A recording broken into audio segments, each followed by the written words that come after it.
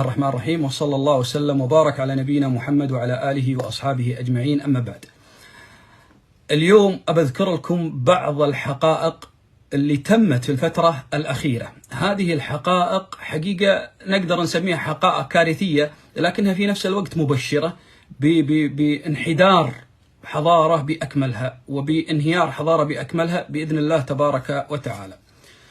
بطولة كأس العالم الأخيرة، أبرز الملامح أو أبرز الأمور اللي تمت في بطولة كأس العالم الأخيرة، واللي حاول الغرب بشكل كبير جدا أنه يبرزها وأنه يفرضها وأنه يتمرد حتى على القوانين في كأس العالم على أساس يبرزها. ما هي؟ كلكم تعرفونها، ألا وهي ما يسمونها بالمثلية. شفتوا المنتخب الألماني كيف روج للمثلية، المنتخب الفرنسي ذكر بأنهم سيرفعون شعار المثليين إذا فازوا بكأس العالم. وزيرة الداخلية، تخيل، وزيرة الداخلية الفرنسية تضع شارة المثليين على كتفها وتتمرد على قوانين دولة. تخيل، وهي وزيرة الداخلية، يفترض أنها تحترم قوانين الدولة لكن تتمرد على قوانين الدولة. هل هذه الأمور كانت مصادفة؟ أو هل هذه الأمور كانت رغبات شخصية؟ يعني تخيل منتخب يمثل دولة ووزيرة في حكومة تمثل دولة. تخيل أن هؤلاء كلهم يحاولون أنهم يفرضون هذه المسألة على العالم. هل هذه جاءت صدفة؟ أو أنه ليس هناك شيء خلف الكواليس يدار لهذه مثل هذه الأمور؟ لا، الأمور ما هي صدفة ترى. يعني وزيرة الداخلية الفرنسية كشفت لنا المستور. حقيقة احنا قبل ظهور وزيرة الداخلية الألمانية كنا متشككين يعني بهذه المخطط، يعني كنا متشككين أن هل يوجد اتفاق أو لا يوجد اتفاق، هل الأمور متفق عليها أم ليس أو ليس متفق عليها.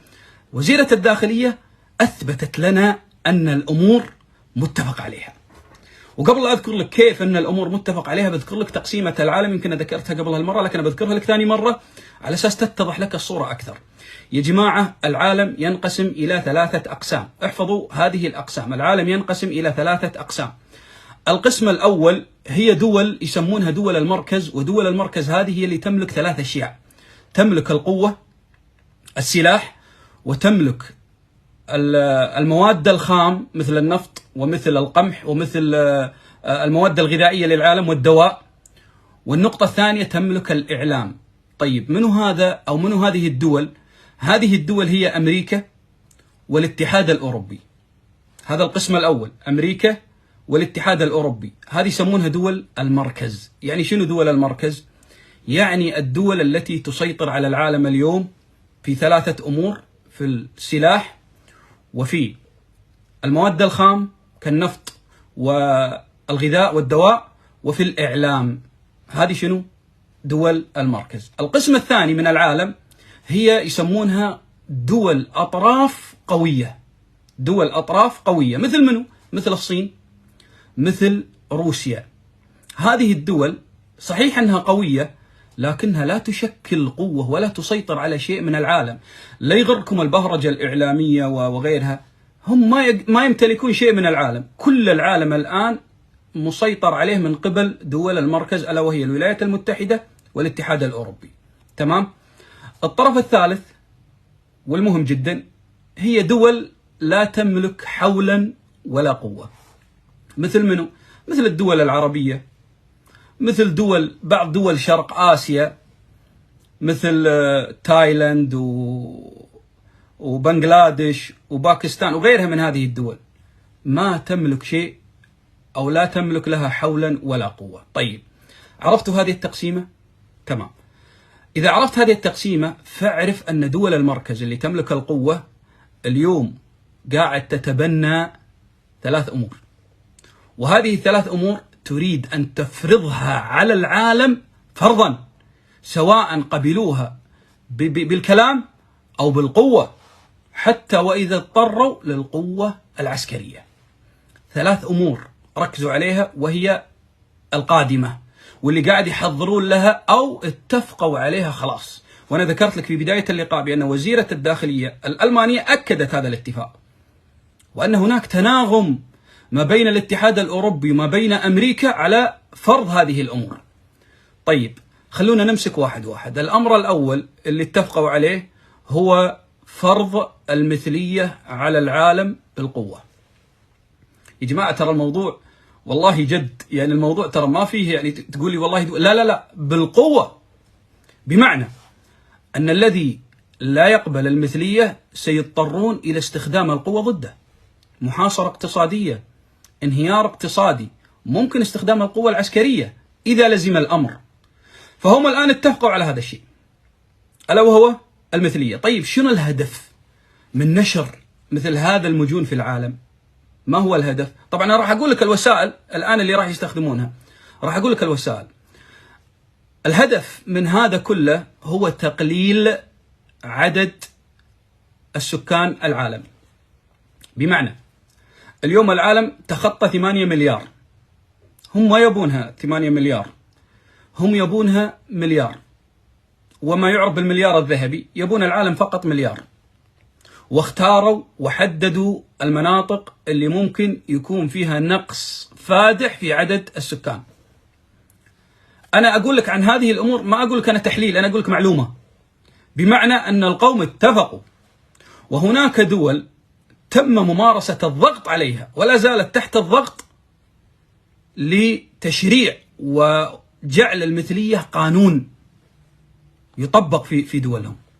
ممكن أن في البداية راح نشوف تساهل من الدول في هذا الأمر، تساهل من الدول، لكن بعدين راح تشرع قوانين لمثل هذه الأمور. لذلك أنا قاعد أطرق الباب من البداية، وقاعد أقول لك يا جماعة ترى العالم متجه إلى هذا الاتجاه، العالم جديا متجه إلى هذا الاتجاه.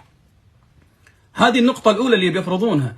إذا تم هذا الأمر في العالم، تعرف شنو اللي راح يصير؟ اللي راح يصير أنه لا يوجد هناك أسرة، ولا يوجد هناك أبناء، وأن العالم سوف يبدأ بالنزول في العدد. راح نذكر الحلول في آخر شيء إن شاء الله.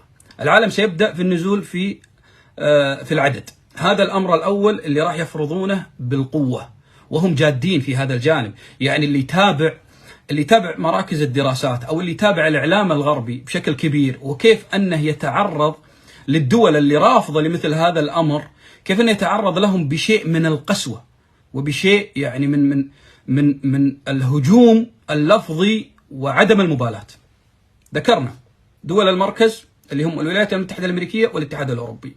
هذا الأمر الأول اللي يخطط له، ويخطط له بقوة، ويخطط له بشكل منظم، وسيتم فرضه في الأيام القادمة. طيب النقطة الثانية والأهم، ركز فيها، وهذه نقطة مفصلية العالم مقبل عليها، ألا وهي النقطة القادمة: جائحة جديدة من وباء جديد. لكن هذه الجائحة مختلفة كليا عن الجائحة التي مضت. أنا يمكن في بثوث سابقة ذكرت لكم بأن جائحة كورونا هي عبارة عن قياس لمدى نجاح الفكرة، ونجحت الفكرة في الانتشار وفي أيضا أخذ اللقاحات. جميل. وكانت العملية سلسة جدا، وحتى اللقاحات ما كانت بذاك الخطورة يعني على الناس، يعني الناس اللي أخذوا لقاح في ذاك الوقت يعني تطمنوا، ما كانت بذاك الخطورة. لكن القادم، هناك جائحة قادمة مفتعلة، وهذه الجائحة سيترتب عليها أمرين. الأمر الأول راح يترتب عليها شيء اسمه البطاقة الرقمية.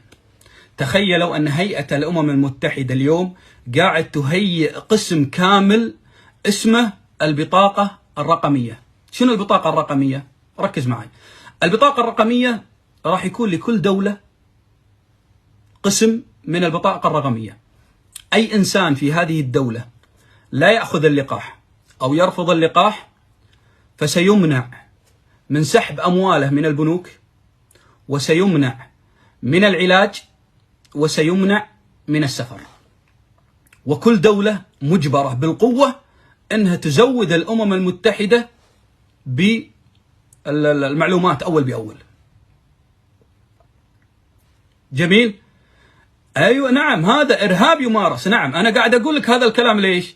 حتى تكون مهيأ، وأنا راح أذكر الحلول في الأخير إن شاء الله، لكن خلونا نذكر ما الذي يخطط له. بطاقة رقمية. البطاقة الرقمية: الذي يرفض اللقاح سيمنع من سحب أمواله من البنوك، وسيمنع من العلاج، وسيمنع من السفر. 3 أمور ممنوع أن يفعلها.